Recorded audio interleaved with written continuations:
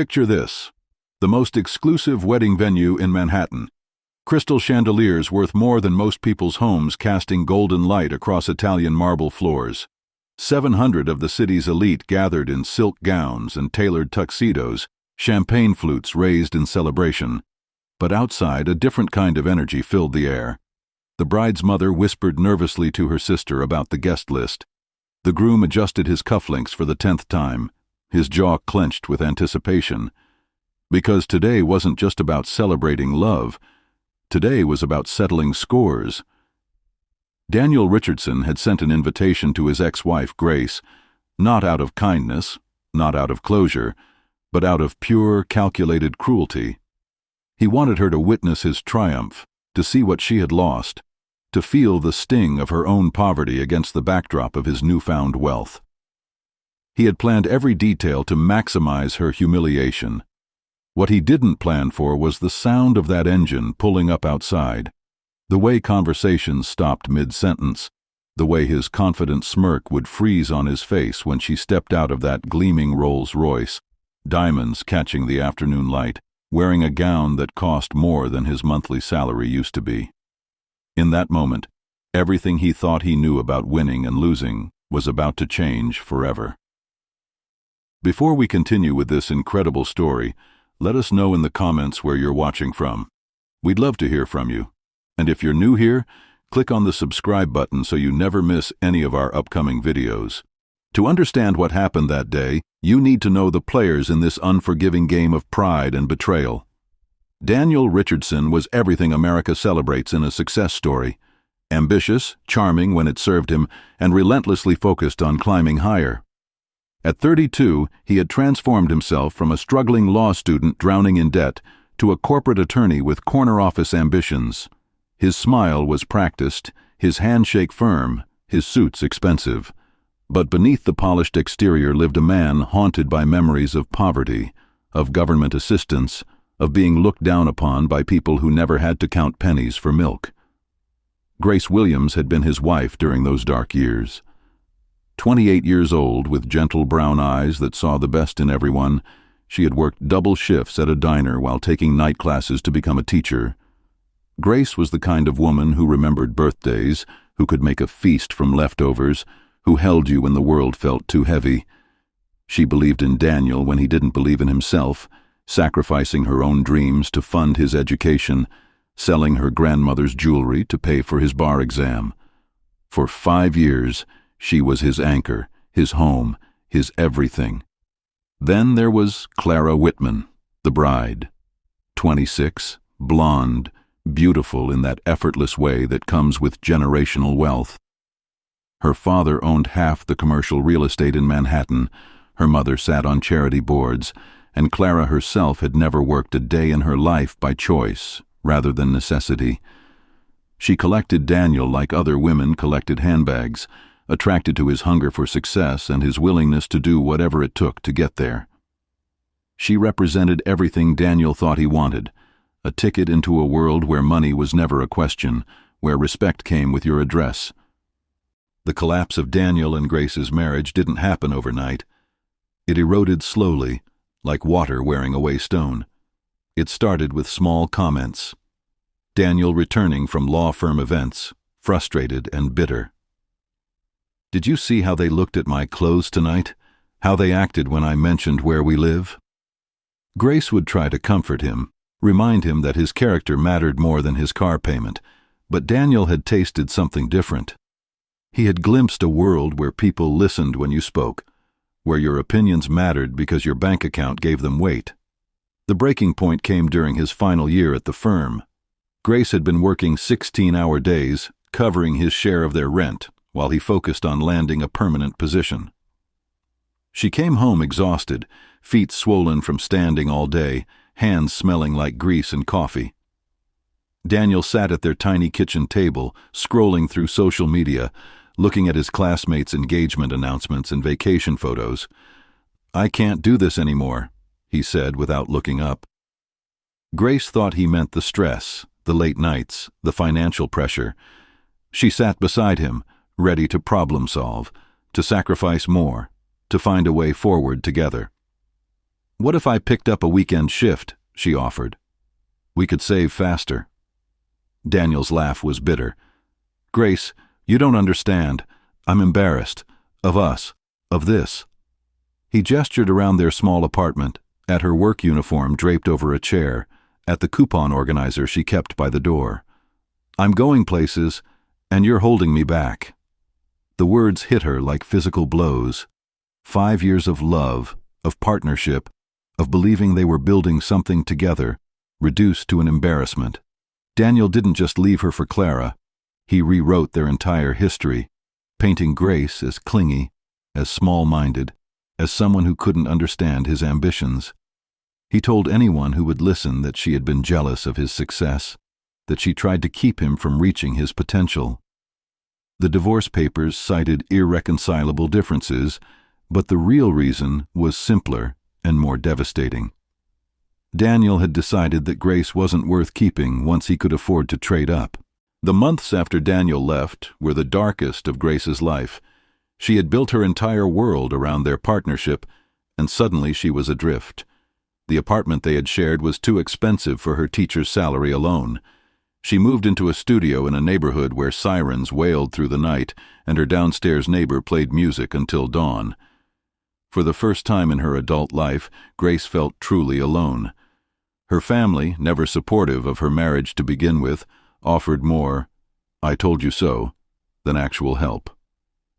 Friends from her married life seemed to evaporate, loyal to the couple they had been, rather than the woman she was becoming. Grace ate cereal for dinner and walked to work because she couldn't afford gas money. There were nights she cried herself to sleep, not just from heartbreak, but from the crushing weight of wondering if Daniel had been right, if she really was small, unremarkable, destined for a life of mediocrity. The transformation began on a Tuesday in March. Grace was tutoring high school students for extra income when she met Eleanor Chen, a businesswoman whose daughter needed help with college prep essays. Eleanor was everything Grace had never imagined herself becoming: confident, successful, commanding respect in boardrooms dominated by men. During their first conversation, Eleanor asked Grace about her own dreams, not just her plans for other people's children. "I used to want to open a learning center," Grace admitted, surprised by her own honesty. "Somewhere kids from all backgrounds could get quality tutoring, not just those whose parents could afford private services." Eleanor's eyes lit up. "What's stopping you?" Everything, Grace thought. Money, experience, confidence, a plan. But Eleanor saw something different. "You understand both sides," she said. "You know what it's like to struggle, but you also know what education can do. That's not a weakness. That's market insight." Over the following months, Eleanor became Grace's mentor and eventually her business partner. Eleanor provided the startup capital and business expertise, while Grace contributed her teaching skills and deep understanding of educational gaps in underserved communities. They started small, with weekend tutoring sessions in community centers. Grace learned about marketing, about scaling operations, about the difference between revenue and profit. She discovered she had an intuitive understanding of what families needed and the determination to deliver it. 18 months after their divorce was finalized, Daniel stood before a full-length mirror in the bridal suite of the Plaza Hotel, adjusting his bow tie for what felt like the 100th time. This was supposed to be his moment of absolute triumph. The wedding had cost more than most people made in 5 years, every detail meticulously planned to showcase his new status. Clara's family had spared no expense, and Daniel basked in the reflected prestige of their approval. He had officially made it into their world, and everyone would see, especially Grace. The invitation had been his idea, though he had been careful to frame it as Clara's generous gesture. "We should invite Grace," he had suggested over dinner at their favorite restaurant, a place where entrees started at $60. "It would show there are no hard feelings, that we're mature enough to move past any unpleasantness." Clara had looked uncertain. She knew enough about their marriage to understand that the divorce hadn't been amicable, but Daniel painted Grace as pathetic rather than dangerous. "She's probably still teaching those remedial kids in Queens," he had said dismissively. It might be good for her to see what success actually looks like. Maybe it will motivate her to do something with her life. The cruelty in his words had made Clara uncomfortable, but she agreed. In her world, magnanimity was a virtue, and being generous to those less fortunate was part of good breeding. She didn't understand that Daniel's motivation wasn't magnanimity, but revenge. Downstairs in the main ballroom, guests mingled with champagne and speculation. The Richardson-Whitman wedding was the social event of the season, and everyone wanted to be seen there. Daniel's law firm colleagues nodded approvingly as they surveyed the opulence, finally accepting him as one of their own. Clara's friends posed for photos that would dominate social media for weeks. The whispers started when someone mentioned the ex-wife. "Did you hear he invited his first wife? The poor one. I heard she's a teacher in Queens now. How awkward for her. How generous of them to include her." The general consensus was that Grace would either decline to attend or show up looking appropriately diminished, a reminder of Daniel's humble past and proof of how far he had risen. No one expected the sound that cut through the elegant conversations at precisely 3:15, the deep, throaty purr of an engine that cost more than most people's homes. The Rolls-Royce Phantom pulled up to the plaza's entrance with the quiet confidence that only comes with true luxury. It wasn't flashy or loud, just unmistakably expensive, the kind of car that announced its owner's status without needing to shout. The doorman, who had seen every variety of wealth in his 20 years at the hotel, straightened his posture instinctively. This wasn't new money trying to prove itself. This was the real thing. Inside the ballroom, conversation slowed as word spread through the crowd. Someone important had arrived, but the guest list was already complete. Heads turned toward the entrance as footsteps approached, the soft whisper of silk against marble growing louder. Grace appeared in the doorway, and the effect was immediate and electric. She wore a midnight blue gown that skimmed her figure perfectly, elegant without being ostentatious, expensive without being vulgar. Her hair was styled in a classic updo that showcased the diamond earrings catching the light from the chandeliers. But it wasn't the dress or the jewelry that stopped conversations. It was the way she carried herself, the quiet confidence that radiated from her like warmth from a fire. This wasn't the anxious, overworked woman who had served coffee and counted pennies. This was someone who belonged in rooms like this, who had earned her place rather than married into it. Daniel's best man, Michael, was the first to recognize her. His champagne glass stopped halfway to his lips as his eyes widened in shock. "Is that?" he whispered to the groomsman beside him. "No way," came the reply. But it was. Grace Williams, the ex-wife they had expected to pity, had just walked into their carefully orchestrated celebration of Daniel's success, looking like she owned not just the room, but the entire building. At the altar, Daniel felt, rather than saw, the shift in energy. The comfortable murmur of appreciation and admiration that had surrounded him all day suddenly felt different, charged with something he couldn't identify. He turned to look toward the entrance, following the gaze of his guests, and felt the world tilt beneath his feet. Grace stood framed in the doorway, like a scene from a movie, serene and radiant, completely at ease in a setting that should have intimidated her. Their eyes met across the crowded room, and for a moment the years collapsed between them. But this wasn't the Grace who had cried when he left, who had begged him to reconsider, who had made herself small in hopes of keeping him. This Grace smiled politely and inclined her head in acknowledgement, as if he were merely another guest at an event she was attending out of courtesy. Clara, resplendent in her custom wedding gown, followed Daniel's gaze and felt her stomach drop.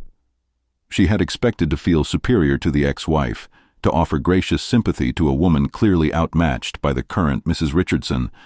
Instead, she found herself comparing her own appearance to Grace's effortless elegance and coming up short. Grace moved through the reception with the grace of someone completely comfortable in her own skin.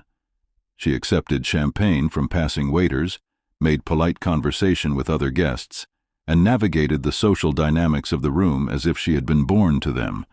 Those who approached her expecting to offer condolences or pity found themselves disarmed by her genuine warmth and obvious success.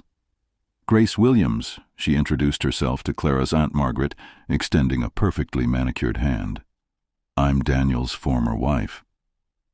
Margaret, who had been prepared to be graciously sympathetic to the poor relation, found herself slightly off balance. "Oh, yes, we heard you were coming. How lovely that you could make it. And what do you do, dear?" "I run a network of educational centers," Grace replied easily. "We provide tutoring and test prep services across the tri-state area. Actually, I believe we work with some of your daughter's friends' families. The Hendersons? The Blackwells?" Margaret's eyes widened. Both families were part of their social circle, wealthy enough to afford the best private tutoring money could buy. If Grace's company was good enough for them, it wasn't some small neighborhood operation. Word spread through the reception like water through silk. Grace wasn't just surviving, she was thriving. Business cards were discreetly exchanged as parents realized they were speaking with the woman behind one of the most sought-after educational services in the city. Clara's mother, Patricia, found herself in the surreal position of networking with her new son-in-law's ex-wife.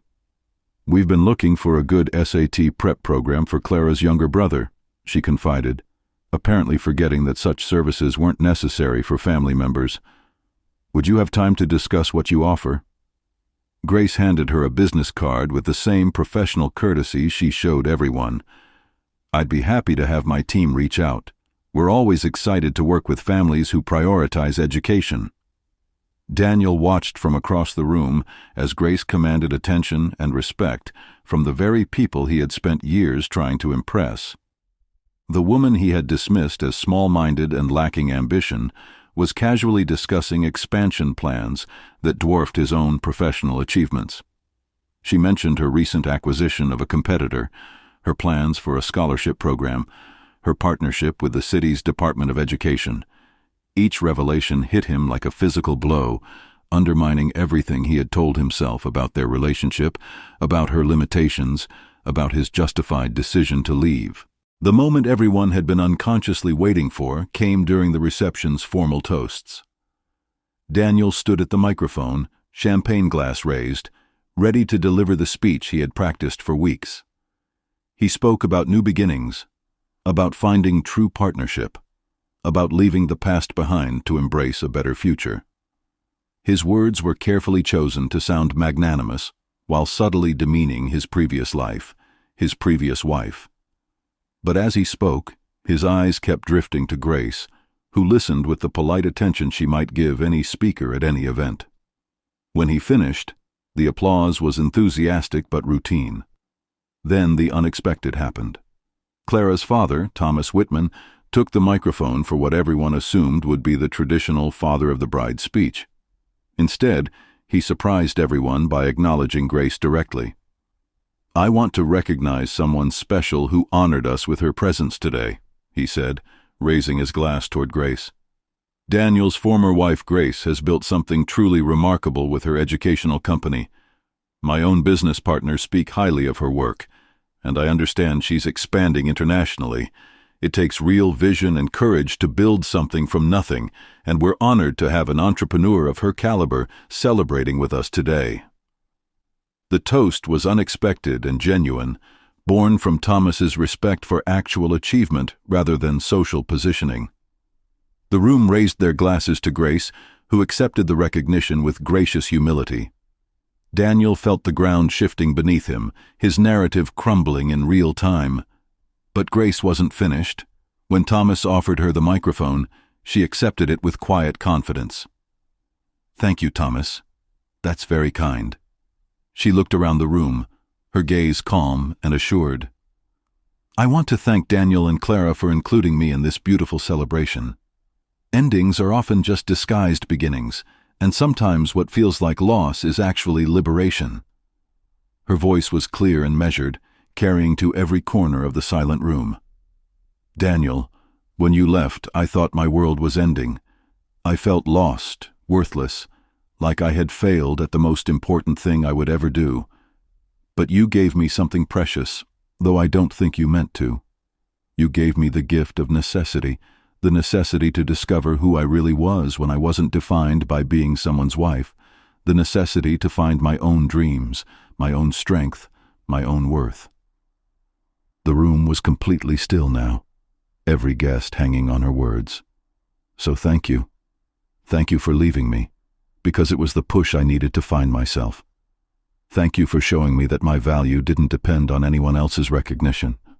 And thank you for inviting me here today, because it's a beautiful reminder of how much we can both grow when we stop holding each other back. Grace left the reception the way she had arrived, with quiet dignity and unmistakable class.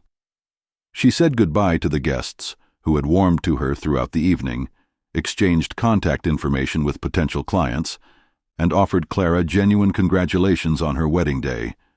She shook Daniel's hand with the polite courtesy she might show any acquaintance, wished him well, and walked back to her waiting car without looking back. Daniel stood frozen, watching her leave, finally understanding the magnitude of what he had lost, not just Grace herself, but the person he might have become if he had chosen love over status, partnership over competition, character over appearance. The woman he had dismissed as inadequate had become everything he had always wanted to be, respected for her achievements, valued for her contributions, secure in her own worth. Clara, watching her new husband's face as Grace disappeared from view, felt the first cold touch of doubt about the man she had just married. If he could look at his former wife with such obvious regret, what did that say about his feelings for the woman who now wore his ring? The guests dispersed with the kind of story they would tell for years about the wedding where the ex-wife upstaged everyone without saying an unkind word, where Grace under pressure was more powerful than all the wealth and status in the room. In the months that followed, Daniel's law firm career stagnated as he struggled with the realization that his ambition had been built on insecurity rather than genuine passion. His marriage to Clara grew strained as she began to see the petty cruelty and status obsession that Grace had endured for years. Meanwhile, Grace's company continued to grow, her reputation for integrity and excellence attracting clients and partners who valued substance over style. She never spoke publicly about the wedding, never used her success as a weapon against Daniel. She had moved on completely, which was perhaps the most devastating victory of all. There's something profound about watching someone choose dignity over revenge, growth over bitterness, grace over grudges. Grace Williams could have used her success to humiliate Daniel the way he had intended to humiliate her. She could have arrived with fanfare, made cutting remarks, turned his wedding into her triumph. Instead, she did something far more powerful. She lived well. She let her success speak for itself. She proved that the best revenge isn't revenge at all, but becoming so completely yourself that the opinions of people who underestimated you become irrelevant. In a world that often celebrates pettiness and public takedowns, Grace chose elevation. She understood that true power isn't about making others feel small, it's about becoming so secure in your own worth that you can be generous even with those who hurt you. Life has a way of revealing character under pressure. Daniel's pressure revealed insecurity, status obsession, and a willingness to hurt others for personal gain. Grace's pressure revealed resilience, integrity, and the kind of strength that builds rather than destroys. Think about the people in your own life who believed in you when you didn't believe in yourself, who sacrificed for your dreams, who saw your potential before you did. What would happen if you chose to honor that faith instead of abandoning it for easier paths? And consider this question. When you look at your own choices, your own relationships, your own definitions of success, are you building something worthy of the people who believed in you? Or are you trading authenticity for approval, substance for status, love for leverage? Grace Williams found her answer in the hardest possible way, but she found it. The question is, what will your answer be? If this story moved you, hit that like button and subscribe for more powerful stories every week. And remember, sometimes the most devastating victory is living so well that your enemies become irrelevant. Until next time, choose grace over grudges, and watch how it transforms not just your life, but everyone around you.